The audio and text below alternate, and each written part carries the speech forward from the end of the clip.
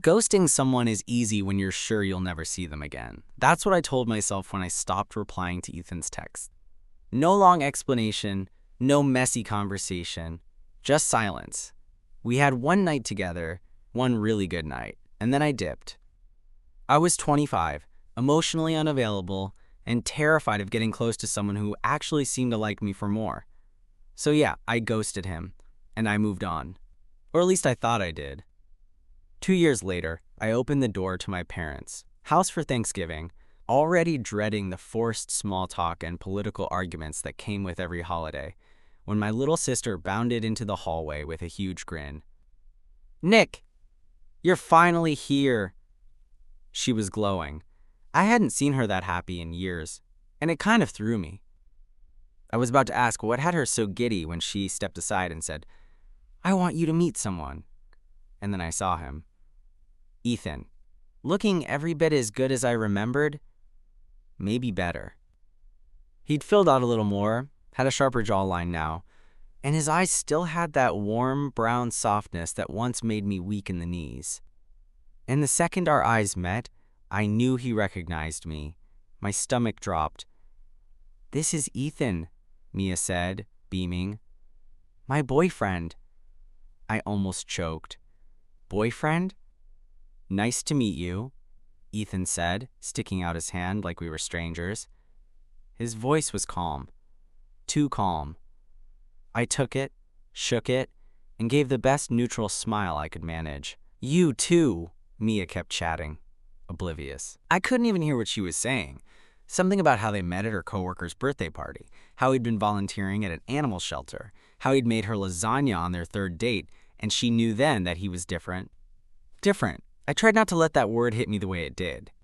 Because the last time I saw Ethan, he was asleep in my bed, bare-chested and peaceful, and I was already making excuses in my head for why I wouldn't text him back. And now here he was, 2 feet from my mother's china cabinet, dating my sister.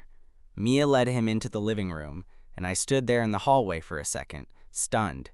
I wasn't sure if I should go back to my car, fake a stomach bug, or just find the nearest window and crawl out. Eventually, I joined them, played the part, smiled through dinner, answered Dad's usual "how's work going" questions. I even laughed at Ethan's jokes, even though every time he spoke, it felt like he was peeling back a layer of who I used to be. He was charming. He always was. My sister was clearly into him, and worst of all, he seemed genuinely happy. I should have felt nothing, but I did. After dinner, I went out to the back patio, needing some air. The autumn chill slapped me in the face, but it was better than the heat rising in my chest. A few minutes later, I heard the door creak open. "I was wondering if you'd come out here," Ethan said, stepping onto the patio. I turned, shoving my hands in my coat pockets. "Yeah, well, small house." He leaned against the railing, leaving space between us. "You look good." I blinked. "You're seriously gonna say that right now?" He gave a small shrug. Figured I'd break the ice. I scoffed, looking away. "What the hell are you doing here, Ethan? I could ask you the same," he said quietly. "Didn't expect to see you, let alone be your sister's date." "She doesn't know," I said. "I figured," he replied, voice tight. "You think I'd show up if she did?" We stood in silence for a moment, the weight of the past pressing between us. "You ghosted me," he said finally. "I know." No explanation, not even a, "Hey, this was fun, but I'm not looking for anything," just gone. I wasn't ready, I admitted, my voice low. Ethan turned toward me, his eyes sharp now. "And you think I was looking for some grand commitment? You didn't even give me the chance to say what I wanted." I panicked. "Yeah." I figured that out. The silence that followed was different, heavier, sadder. "She really likes you," I said. He nodded. "I know. And I like her too." That too felt like a blade between the ribs. Ethan pushed off the railing. "I'm not here to make things messy, Nick. I'm trying to move on. This was a weird twist of fate. But I'm not looking to ruin her Thanksgiving. Neither was I." But the truth was, something had shifted the moment I saw him again. Something I wasn't ready for 2 years ago. Something I wasn't sure I could ignore now. That night, I barely slept. I lay in the guest bedroom staring at the ceiling, the soft hum of the old radiator buzzing through the walls. Every time I closed my eyes, I saw Ethan's face, how calm he looked when he told me he was trying to move on, how easy it was for him to stand there and act like the past didn't matter. I hated that he was so composed. I hated that I cared. In the morning, I came downstairs to find Mia and Ethan already up, sitting at the kitchen island like they'd been there for hours. She was curled against him in her flannel pajama pants, laughing about something he'd just whispered. He was making coffee, casually sliding a mug toward her like he belonged in this house. "Morning," Mia beamed when she saw me. "You're up early." I wasn't. It was nearly 10. But I mumbled something and poured myself a glass of orange juice, avoiding Ethan's gaze.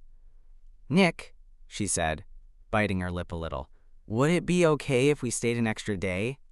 Ethan's off Monday, and I thought it'd be nice to just hang out here, do a game night or something." I nodded before I even thought about it. "Yeah, of course." She smiled, all soft and grateful. "You're the best." Ethan didn't say anything. He just handed her a plate of toast and settled beside her at the island, and for the next half hour I sat across from them, pretending I didn't notice every time their knees brushed under the counter. When Mia left the kitchen to shower, the silence between Ethan and me was immediate. He took a sip of coffee and then glanced at me. "Look," he said, keeping his voice low, "I'm not trying to play games with you. I didn't plan this. But I need you to know I'm not going to hurt her."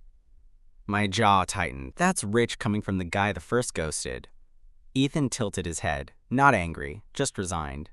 "Yeah, well, maybe that's why I'm telling you, because I know what it feels like to be dropped without warning. She's nothing like you, Nick." I flinched at that. "I know. I mean it in a good way," he added. "She's open. She talks. She doesn't run at the first sign of something real."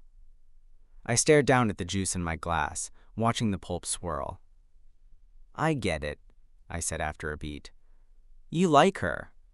You're serious. And I'm the asshole in this equation." Ethan didn't deny it, which hurt more than I wanted it to. We spent the rest of the day like we were in some awkward indie movie. Too polite, too restrained, pretending everything was fine. Mia was in a great mood, and I didn't want to kill that, so I went along with it. I helped Dad clean out the garage, watched old home videos with Mom, and tried not to notice the way Ethan's hand lingered on my sister's lower back when they passed each other in the hall. But by evening, I was cracked open inside. After dinner, the three of us sat in the den while a fire crackled lazily in the hearth. Mia had curled up under a throw blanket beside Ethan, her head on his shoulder. I sat on the floor, pretending to scroll through my phone. Every now and then, I'd catch Ethan's eyes on me, quick and unreadable. Around 9, Mia yawned and kissed him on the cheek. "I'm gonna shower," she said, stretching. "Don't eat all the brownies." Ethan smiled, and she disappeared upstairs. The second she was gone, the air shifted. I stood and went to the kitchen under the excuse of getting water, needing space to breathe. I didn't expect him to follow me, but he did. "You okay?" he asked, leaning against the counter like he had every right to be there. "I'm fine." "You don't look fine." I turned, holding the glass tightly. "What do you want from me, Ethan? You're with my sister. You won." "This isn't about winning," he said, stepping closer. "This is about you acting like I'm some random guy when you and I both know that night meant something." I scoffed. "One night. That's all it was." "No," he said, voice firmer. "You don't get to rewrite it now just because it's inconvenient." I blinked at him. "I ghosted you. I disappeared. You're right. I was a dick. But you moved on." His mouth opened, then closed. For the first time, he looked unsure. "I thought I did," he said quietly. "We were too close now." I could see the flecks of green in his eyes, the tension in his jaw. My heart was thudding so loud I was sure he could hear it. "I don't want to mess things up for her," I whispered. "She doesn't deserve that." "I know," he said. "But I also didn't expect to see you again. And now that I have, it's like something I buried is clawing its way back." I turned away. "Don't say stuff like that." Why not? Because it's not fair. Silence. Then, barely above a whisper, Ethan said, "Do you ever think about it?" I didn't answer, but I didn't have to. He saw it in the way my shoulders stiffened, in the way I couldn't look at him. And then we heard the creak of the stairs, and the spell shattered. Mia came back into the kitchen, towel drying her hair. "You two still up?" I turned, forcing a smile. "Just getting water." She looked between us, oblivious. "You okay?" Ethan smiled. "Yeah, just talking." She walked over and slid her hand into his, and I thought I might explode from the mess of guilt and longing twisting in my chest. "Game night?" she asked. "Yeah," I said, my voice too light. "Let's do it." But I wasn't thinking about games. I was thinking about how I'd ghosted Ethan to protect myself, and now I was watching him slip out of my reach again. Only this time, it wasn't just about me. It was about her. By the time we started game night, I was emotionally cooked. Mia had laid out this whole setup. Cards, snacks, a half-empty bottle of wine, and Ethan, of course, played along like nothing weird had just happened in the kitchen. I tried to match his energy, forcing a smile and tossing out sarcastic quips like I wasn't coming apart inside. We played Uno first, then switched to that game where you draw on a whiteboard strapped to your head and try to guess what people are shouting at you. It was chaos. Mia was loud, laughing the whole time. I was loud too, trying to act normal. Ethan mostly watched us, occasionally teasing her or cracking some perfectly timed joke. But every time our eyes met across the table, something shifted. I'd look away too fast, or he'd catch my glance and hold it just a second too long. It was like we were playing a second game underneath the one Mia thought we were playing. By the end of the night, she was tipsy and leaning into him, and I was exhausted from pretending. She yawned dramatically, looking at us both like she couldn't believe we were still awake. "I'm gonna crash," she said, standing up and stretching. "You boys can keep bonding." I shot a look at Ethan. He didn't flinch. "Night," I said, keeping it casual. When she was gone, the silence dropped again like a curtain. Ethan stayed on the couch, arms draped over the back, eyes flicking to me once, then away. "I'm not trying to start something," he said after a minute. I sat across from him, not touching my wine. "Doesn't seem that way." He leaned forward slightly, resting his elbows on his knees. "I mean it. I'm not trying to mess up what I have with her." I nodded, but it felt hollow. "Then maybe don't follow me into kitchens. Don't ask if I think about it. Don't look at me like that." Ethan tilted his head. "Like what?" "Like you remember everything." He didn't answer for a long time. Then, "I do." That made my chest seize. "I remember all of it," he said, his voice quiet. "The way you kissed me like you were starving. The way you laughed after we fell off the couch. How you looked at me afterward, like you were about to say something you'd been holding in for a long time, and then didn't." I swallowed hard. "Don't do this." "Why?" he asked, suddenly sharper. "Because it's easier for you if we pretend it meant nothing. You think I didn't spend weeks wondering what I did wrong?" I stood up, pacing. "You didn't do anything wrong, Ethan." "Then why'd you leave?" I paused, hands on my hips, looking anywhere but at him. "Because I liked you," I said finally. "And it scared the shit out of me." Ethan blinked like he hadn't expected that. "You were kind. Real, not just some hookup. And I wasn't ready for someone to see me like that. So I bailed. I told myself I was protecting you, but really I was just protecting myself." He let out a breath, his jaw clenched. "You could have told me." "I know." "I would have listened." "I know that too." Another long pause. The air felt thick again, like something unsaid was pressing against both of us. "I didn't come back into your life on purpose," he said after a while. "But now that I'm here, I can't just shut it off." I looked at him then, really looked, how tired his eyes were, how torn he looked, and I realized something. This wasn't just about me ghosting him. This was about the fact that neither of us had really moved on. "You still feel it," I said quietly. Ethan nodded. Yeah, and I hate that I do. I walked to the kitchen, needing space again. He followed a few seconds later. We stood there in the dim light over the sink, the rest of the house quiet. "She's good to you?" I asked. He nodded. "Yeah, she is." "And you're good to her?" "I'm trying to be." I nodded. "Then that's what matters." Ethan looked at me for a long time. "That's what you want?" I didn't know how to answer. I wanted everything and nothing all at once. "I want her to be happy," I said. "And you?" "I don't know." He stepped closer, not touching me, but close enough that I could feel the warmth off his chest. "If I hadn't shown up with her," he asked, "would you have answered if I texted again?" I shook my head. "No, but I would have regretted it." He exhaled slowly. "Me too." And then he turned, quietly walked away, and left me standing alone in the kitchen again, heart pounding, chest aching, and more confused than ever. The next morning, I woke up with a headache, not from drinking, but from thinking. From lying awake half the night, replaying everything Ethan said, everything I said, and the million things I didn't say but maybe should have. By the time I made it downstairs, the house already smelled like coffee and butter. Mia was in the kitchen making pancakes, singing along to some 2010s throwback playlist like nothing in the world could possibly be wrong. "Morning," she chirped. "You're just in time."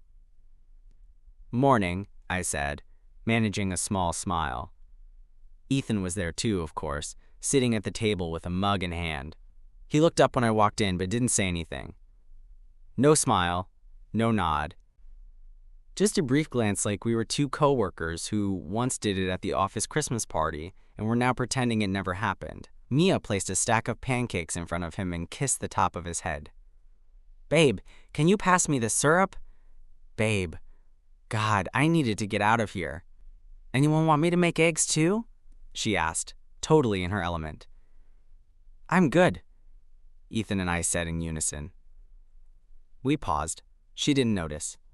After breakfast, Mia insisted on dragging Ethan out to the local farmer's market, her Sunday tradition.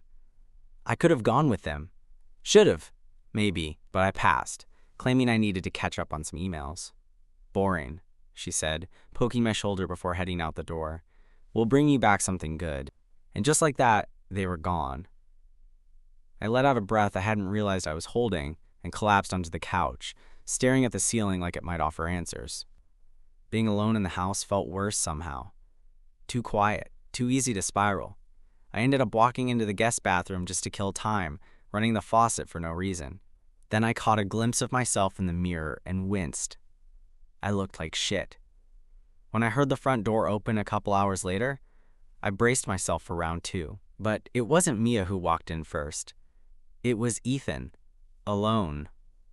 I blinked. "Where's—" "She stayed back to talk to some friend from high school she ran into," he said, setting a tote bag on the table. "Said she'd catch a ride." I nodded slowly. "And you just left her?" She insisted. I could tell by the tension in his shoulders that he hadn't planned on this, on being alone with me again. And yet, here we were. He leaned against the kitchen counter and rubbed the back of his neck. "She got you those cinnamon things you like." I looked at the bag. "Thanks." Silence. I tried to distract myself by clearing plates from breakfast, but my hands felt weirdly shaky. Like my body knew something I didn't want to admit. "She said you used to bring them home every weekend from college," Ethan added. I laughed once, quietly. "Yeah, she always stole half of them." She said that too. For a moment, it was easy. Natural, like it used to be. Then I felt his eyes on me again. "You meant it, didn't you?" he asked. "Last night," I turned. "Which part? That you ghosted me because you were scared? That it wasn't about me?" I nodded slowly. "It wasn't. You were too good." Ethan gave a short, bitter laugh. "You ever think maybe I was scared too? That night was real for me. I felt something. And then nothing. No text. No, this isn't gonna work. Just silence." "I know," I said, my throat tight. I told myself it didn't matter, he went on, that it was just another bad date. But it wasn't. I couldn't take it anymore. I stepped closer, lowering my voice. What do you want from me, Ethan? You're dating my sister. I didn't plan that, he said. I didn't even know she had a brother until she showed me a family picture a month in. Then why didn't you walk away? He looked down at his hands. Because she's good, kind, easy to be with. But she's not me, he flinched. Say it, I said quietly. Just once. Say it, and then we can bury it. His eyes met mine, and for the first time, there was no pretense between us. She's not you. The words hung there like smoke, thick and suffocating. I try not to think about you, he said, voice trembling just a little. But every time she laughs a certain way or brings up something weirdly specific you two have in common, it hits me. I took a shaky breath. So what now? Ethan stepped closer. Too close. I don't know. His hand hovered for a second near mine, not touching, but almost. My fingers twitched. And then the front door opened again. We jerked apart like we'd been caught stealing. Mia's voice floated in from the hallway. I brought cider! I wiped my hands on a dish towel. Ethan turned back to the bag on the table. When Mia walked in, neither of us looked at her right away. She laughed. You two are quiet. I forced a smile. Just tired. From sitting around all day? She teased. I nodded. Exhausting. She didn't press. And just like that, the moment was gone. But the damage had been done. And deep down, I knew we were past the point of pretending. I thought I could handle it, really. I told myself I just had to make it through one more night. Ethan and Mia would leave in the morning, life would go back to normal, and I could shove the whole thing into the part of my brain labeled, "Do not open." That had always worked for me before. But then the power went out. It started with a flicker during dinner, just a quick dimming of the lights that made my mom joke about the haunted wiring again. Then came the second flicker, and finally, the blackout. Everything went dark. TV, kitchen lights, even the Wi-Fi. It was the kind of quiet that made you realize how much noise electricity creates just by existing. Seriously? Mia groaned, waving her phone around for service. Ugh, no bars either. What kind of Twilight Zone is this? Storm's moving in, my dad said, peeking out the window. We might be down for a bit. Of course we were. Within 20 minutes, candles were lit, blankets were gathered, and the living room transformed into a kind of nostalgic family campout. My mom brought out an old deck of cards. My dad told the same dumb story about locking himself out in his underwear back in '92. Mia curled up under an Afghan on the floor, Ethan behind her, his legs stretched out beside hers. And I sat in the armchair, sipping on a lukewarm soda, trying not to lose my mind. But the worst part? He kept looking at me. Little glances, quick flicks of his eyes whenever Mia wasn't watching. Not flirty, not longing, just conflicted, like he was checking to see if I was okay, like part of him wanted to sit next to me instead. Eventually, my parents went to bed first. My mom yawned, claiming her bones hurt, and my dad disappeared upstairs to fiddle with the fuse box one last time. Mia was the next to go. You boys staying up? She asked, already halfway down the hall. Ethan glanced at me. I'll be up in a bit. She smiled. Don't get scared without me. Then it was just us. The candles were still burning, the only light in the room now flickering from the coffee table. The storm had started outside, wind tapping the windows, rain sliding down the glass. Ethan didn't move from his spot on the floor. You good? He asked softly. No, I said, but I'm used to it. He pulled his knees up, resting his arms across them. This isn't what I wanted. I know. She makes me feel steady, Like I could actually be the kind of person who doesn't screw things up. I swallowed. That's a good thing. But when I'm around you, he said, eyes still on the floor, it's like I can't lie to myself. That hit harder than it should have. I leaned forward. So what are you saying? He looked up. I'm saying I wish I hated you. I huffed a bitter laugh. Yeah, same. Ethan stood, slowly. The room felt smaller with him upright. The candlelight threw shadows across his face, and for a second, it was like we were back in my old apartment, on that night, before everything got complicated. You hurt me, he said, not accusing, just honest. I know. But I still wanted to kiss you the second I saw you again. My breath caught. I stood too. We were inches apart. The air was too warm. My heart thudded in my chest like it wanted to escape.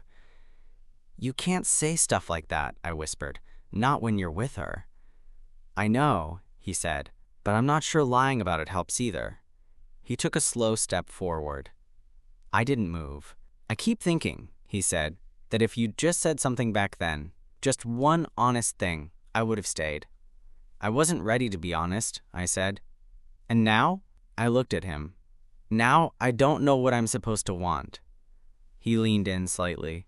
His breath was warm, his voice low. Wanting me doesn't make you a bad person. No, I said, stepping back, voice shaking, but acting on it might. He didn't try to close the space again. He just nodded, like he respected the boundary but hated that it existed. Good night, Nick, he said, and then he walked away, up the stairs, down the hall, into my sister's room. I sat back down and stared at the dying candle flame. It flickered once, and went out. The morning after, the storm felt too bright. Like the sun had no business being that optimistic after what happened in the dark. I got up early, earlier than anyone else, and wandered outside with a cup of coffee. The yard was still damp, but the air had that sharp, clean scent you only get after a night of hard rain. It was supposed to be peaceful, but it wasn't, because everything felt suspended. Heavy. I sat on the porch steps, sipping quietly, thinking about how easily it could have happened. How easily I could have kissed him. How badly I had wanted to. But I hadn't. And that line, the one I didn't cross, felt both like a small victory and a personal tragedy. The door opened behind me. I didn't have to look. Can I sit? Ethan asked. I nodded. He lowered himself onto the steps next to me, but left space between us. Too much space, and not enough all at once. I'm leaving with her in a couple hours, he said. I figured. Silence. You didn't sleep much either, he added after a beat. I shook my head. I need to tell her something, he said. About you. That snapped my gaze toward him. Why? Because she deserves to know. But nothing happened, I said quickly. We didn't do anything. We didn't even... I know, he said. But I still crossed a line in my head. That matters. I swallowed. You really like her. I do. I looked down at my coffee, now lukewarm. So this is it? I asked, voice low. I think it has to be. We sat in silence, the weight of those words sinking in. He wasn't blaming me. He wasn't angry. But he was choosing her. And it hurt more than if he'd chosen anything else.